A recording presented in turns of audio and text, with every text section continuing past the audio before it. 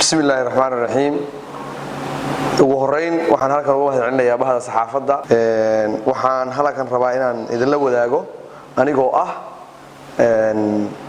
Maxamuud Ismaaciil Umar ahna gudoomiyaha dhalinyarada iyo ciyaaraha gobolka Bari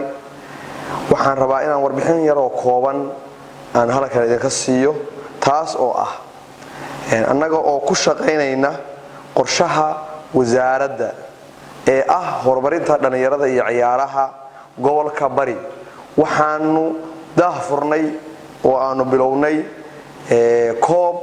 isdhexgalka xaafadaha magaalada Boosaaso koobkaas oo aanu ka daahfurnay magaalada Boosaaso 22kii bishii August 2019 muhiimadda iyo qorshaha koobkaasina uu ahaa qorshe siyaasadeedka wasaaradda shaqada iyo shaqaalaha iyo dhalinyarada ciyaaraha dawladda Puntland ee ah in la tayeeyo dhalinyaradii korna loo qaado sportiskii in la dardar geliyo sportiska gobolada gaar ahaan gobolka anagu hadda joogno oo ah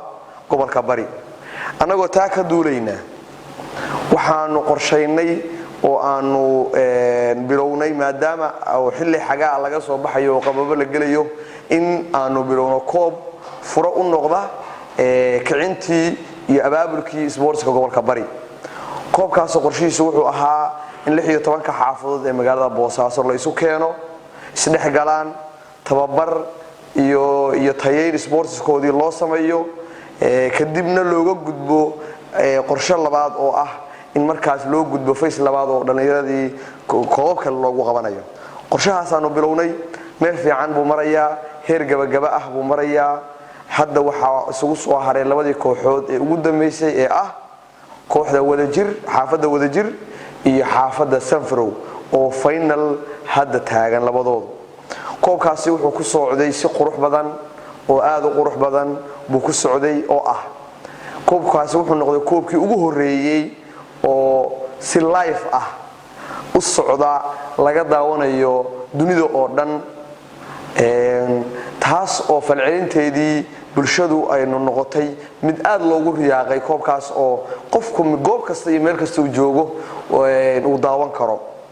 dhalinyaradii naftirkoodu ay noqotay dad iyaga naftirkoodii wax badan ka bedesha hab dhaqankoodii iyo shuruucdii iyo nidaamkii inuu hoggaansamaan maadaama ay noqotay waxaan wax laga daawanayo dunida daafaheeda oo dhan inta haddaan ka gudbo koobkan waxa aad nooga saaciday haddaan nahay wasaaradda tiimka wasaaradda shaqada iyo shaqaalaha iyo dhalinyarada ciyaaraha gobolka Bari shirkadda Samtel iyo dawladda hoose ee degmada Boosaaso shirkadda Samtel waxyaabaha aad ka noogu fududeysay waxa kamid ahaa koobka kan in si live ah dunida oo dhan looga daawado taasoo aan ka suuragali jirin koobkii hore ee ka qabsoomi jiray Puntland ama gobolka Bari taas oo aan aad ugu amaanayo shaqada ay noo qabatay dunida oo dhan ay gaarsiisay sportska gobolka Bari inuu yahay sport hogaamin kara guud ahaan Soomaaliya gaar ahaan Puntland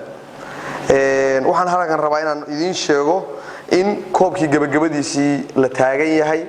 una marayo final ciyaartii kama dameystaana aanu u qorsheynay inaanu qabano maalinta Sabtida ah oo ku beegan 6 bisha September 2019 ciyaartaas oo noqonaysa ciyaartii finalka ahayd ciyaartaas oo noqonaysa ciyaar dunida oo dhan laga daawan karo